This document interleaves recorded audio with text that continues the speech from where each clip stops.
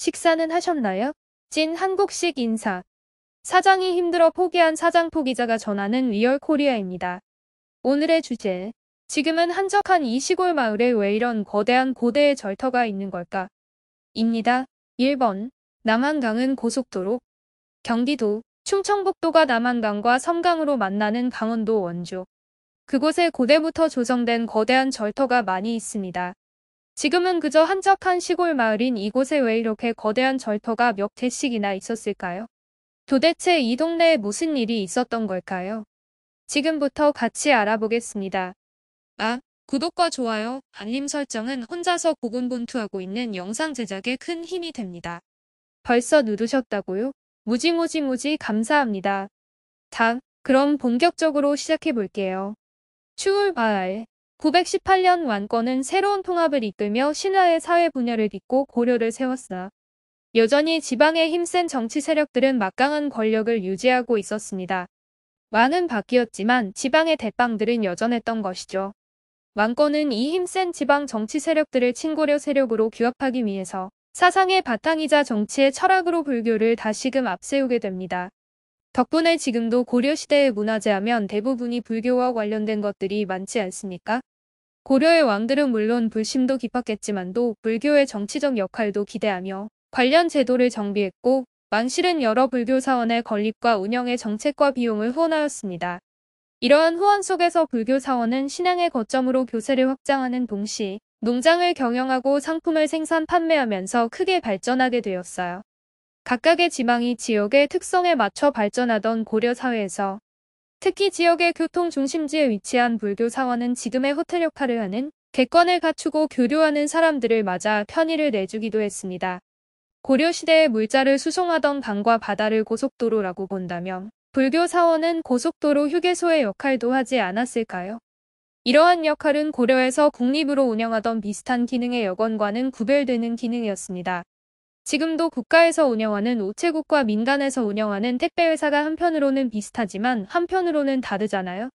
불교 사원의 이러한 역할은 불교의 사회경제적 파워를 더욱 높였고 다양한 교류를 통해 불교 문화를 크게 확산시켰습니다. 이러한 고려시대 불교의 역할은 남한강 유역에도 이어져 고려 광국 직후, 광주 양평 원주 충주 등지에서 여러 사원이 다시 만들어지고 유명한 스님들이 주석하였습니다. 남한강은 국가 운영의 경제적 근간이 되는 좋은 제도에서 원주 흥원창 충주 덕흥창이 위치한 유일의 내륙 수로인 만큼 그 중요도가 매우 큰 강입니다. 여기서 잠깐, 좋은 제도란 조선시대 이전까지 지방에서 거둔 세금 물품을 수도로 수송하는 제도입니다. 당시에는 육지교통이 발달되지 못하였기 때문에 강과 바다에 커다란 창고인 조창을 만들어 세금을 모았다가 배를 이용하여 수도로 이송하였다. 지금은 온라인 뱅킹으로 처리하니 스마트폰만 있어도 세금 납부가 가능하지만 예전에는 세금을 다 모았다가 다시 수도로 놔두려니 참 힘들었겠습니다. 여하튼 이 같은 지역적 이전과 불교 세력의 발전을 기반으로 고려시대의 남한강 유역에는 많은 대규모 사원이 위치하게 되었습니다. 2번.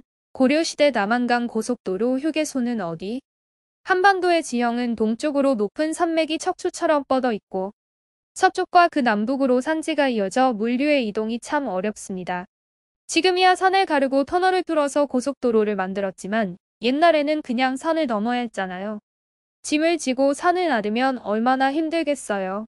그래서 전국 각지에서 조세와 곡물을 모아 수도로 운반하여 국가를 경영했던 전근대 사회에서는 지역 너머로 대량의 물산을 옮기는데 수상교통이 육상교통보다 더욱 적극적으로 활용되었습니다.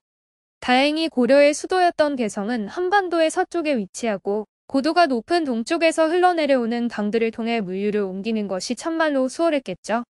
바다를 통해서 옮기는 것은 기상 상황이나 선박 운영, 천원 관리 등 여러 운항 조건을 효율적으로 맞추기가 강에 비해 훨씬 까다로웠지만 강을 이용한 내륙 수우는 상대적으로 간편하여 활발히 이용되었습니다. 파도도 안 치고 물도 개성으로 알아서 흘러가고 얼마나 좋습니까? 영월 오대산에서 발원하여 서쪽으로 흘러서의 연안과 연결되는 남한강은 한반도, 강원도, 충청북도, 경기도, 서울을 통과하므로 광역의 교통망으로 이용하기에 조건이 아주 굿입니다. 이러한 배경에서 고려시대 남한강 유역은 물류이동의 주요 경로로 사람과 물산이 지나며 이익이 집중되고 왕실의 후원으로 대규모의 사원과 사람들이 밀집되었던 곳입니다. 고려의 원주는 인근의 충주와 함께 이 지역을 대표하는 지방 도시였지요. 왕권의 세 번째 왕비인 충주 유씨는 이 지역의 경제적 이점을 기반으로 신라 말 고려 초기에 걸쳐 막강한 권력을 지닌 호족 세력으로 성장하기도 했습니다. 고려의 건국을 계기로 신라의 지방 중심 도시인 북원경이 원주가 됩니다. 무엇보다도 원주는 남한강 내륙 수로를 통해 수도 개경으로 곧장 연결되는 곳이라 중앙으로서는 원주 지역을 꼭 안정적으로 장악하고 있어야 했어요.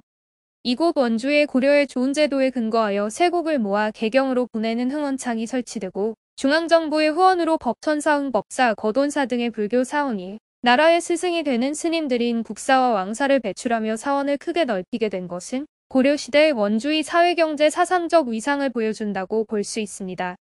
아울러 태조가 전국 각지의 호족 세력을 포섭하기 위해서 전국의 호족 가문의 딸 27명과 결혼한 건 알고 계시죠? 뭔가 대단. 충주 유씨 긍달의 딸도 왕건의 셋째 부인인 신명순성왕으로 맞아들여 협력 관계를 구축한 사실도 왕건이 원주 일대 남한강 유역을 중요하게 생각했음을 알 수 있습니다. 왕후가 낳은 5남 2녀 가운데 3대 왕인 정종과 4대 왕인 광종이 배출되고 낙랑공주가 귀순한 신라의 마지막 왕 경순왕과 혼인을 하는 만큼 이 지역의 위세는 계속 유지될 수 있었습니다. 대단하지 않습니까? 짧은 기간 동안 2명의 왕과 왕후가 한 가문 출신이라니. 남한강변에 위치한 원주의 불교 사원에 대한 고고학 조사 결과는 신라로부터 고려 건국 이후로 이 일대에서 사람과 물산이 이룬 지역성 및 정치성을 잘 보여줍니다. 또한 불교 사원이 종교활동뿐만 아니라 객관 및 공방을 매개로 경제활동에도 적극 참여하였던 면모를 드러내고 있음도 알 수 있지요. 3번. 그렇다면 어떤 사원들이? 고려가 후삼국을 통합하고 신라 말의 사회 혼란을 수습하면서 새로운 시대가 시작되었습니다. 고려 사회에서는 특히 불교의 정치적 사상적 위치가 높아서 승려와 사원은 중요한 위상을 차지하였으며 국왕과 왕실의 막대한 지원을 받아 불사가 발전하였습니다. 고려 국왕의 입장에서 남한강 유역은 수로를 타고 모인 여러 지역의 물산이 수도인 개성으로 직결될 수 있는 고속도로인데 충주 유씨 등 유력한 호족 세력이 권력을 행사하고 있어 효율적인 지역 관리가 필요한 곳이기도 했습니다. 이에 건국 직후부터 진공대사 충담처럼 국왕과의 인연을 매개로 여러 선승이 남한강 일대로 파견되어 사원을 장악하고 지역을 안정시키는 역할을 맡아 중앙정부의 지방사회 운영에 적극적 개입에 기여하게 되지요. 특히 왕사와 국사의 임명은 고려의 정치 이념을 구현하려는 이상을 실천하는 방안이자 건국 전후의 사회변동기에 혼란한 민심을 수습하려는 방안이기도 했습니다.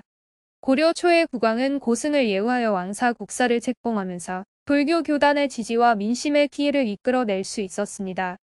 이는 불교를 매개로 왕권을 강화하는 방식이 되었죠. 10세기 중반에 이르면 왕사와 국사의 위계는 국왕 권위에 예하여 귀속되어 모든 승려들이 국왕의 신하임을 자처하기에 이르게 됩니다. 결국 그렇게 되는 것이죠. 이러한 현상은 남한강변에 위치한 원주 법천사, 흥법사, 거돈사 등이 구체적으로 보여주고 있습니다. 여기에는 해조국사 정연, 법천사의 지광국사 해린, 흥법사의 진공대사 충담, 거돈사의 원공국사, 지종 등 당시 왕사 국사로서 정치와 불교 그리고 민심을 연결했던 고승들의 생이 남아있죠. 물론 지금의 원주에는 10세기 초의 흥법사, 11세기 초의 거돈사, 11세기 후반의 법천사가 떨친 영화는 사라졌습니다. 그 역사는 고고학 유적지로 남아있어요. 각 유적지에 가보면 규모와 구조, 유물로 볼 때 절이 번영했었던 시간을 어렴풋하게나마 떠올려 볼 수 있습니다. 4번. 진리의 샘 법천사지. 법천사는 11세기 중반 고려 문종대에 가장 번영했던 사원입니다. 창건 시점이 725년까지 올라간다고 하나 확실한 근거는 없어요. 다만 법상종 유식학의 대표 사원으로서 법상종이 집대성되어 종파를 구성하던 8세기 말경에는 사원이 운영되고 있었을 것으로 추정됩니다. 법천사 기록 가운데 가장 앞선 것은 탑본만 남은 진관선 사후공 탑비의 비문으로 그 내용에 928년 유가종 진관선사 속초가 법천사에서 현곤율사에게 부족계를 받았던 사실이 기재되어 있습니다. 11세기 초 현종 즉위 이후 왕실의 적극적인 후원을 받아 법상종이 흥하게 되는데 원주는 법상종의 중요한 근거지가 되었고 그 중심에 법천사가 있습니다. 이 시기의 상황은 법천사지에 남은 지광국사 임묘탑비의 비문을 통해 입증됩니다. 비의 주인공 지광국사 해리는 원주 원시로 지역의 토호 출신입니다.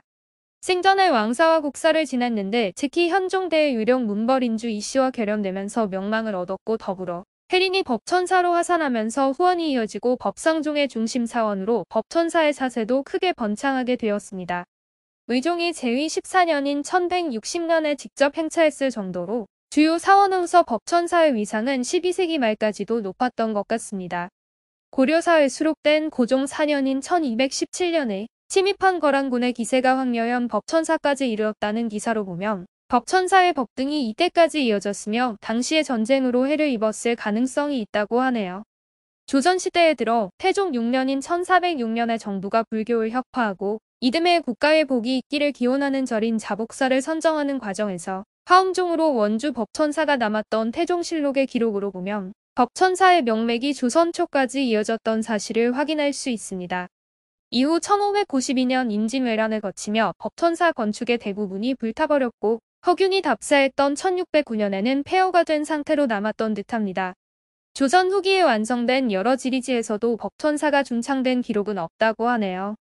법천사는 현재까지 수많은 고고학 발굴 조사가 진행되었습니다. 조사를 통해서 지광국사연묘 탑비가 위치한 최성층 구역 금당과 탑지가 포함된 사원 영역과 정청 양익사 숙박시설이 복합된 객관 영역 등의 공간 구조가 밝혀졌어요. 숙박시설인 원과 각종 부속 건물이 넓은 범위로 중심 영역의 주변에 분포하고 있어서 고려시대에 번성했던 사원의 모습을 구체적으로 만날 수 있습니다. 자자자자자자자 재미있게 보고 계신지요? 벌써 영상이 10분이 넘어갔네요. 1부는 여기까지고요. 2부로 이어지겠습니다. 2부를 안 들으시면 화장실에서 뒤처리를 잘 못한 것 같은 찝찝함을 느끼실 수 있습니다. 크크크. 그럼 2부에서 뵙겠습니다.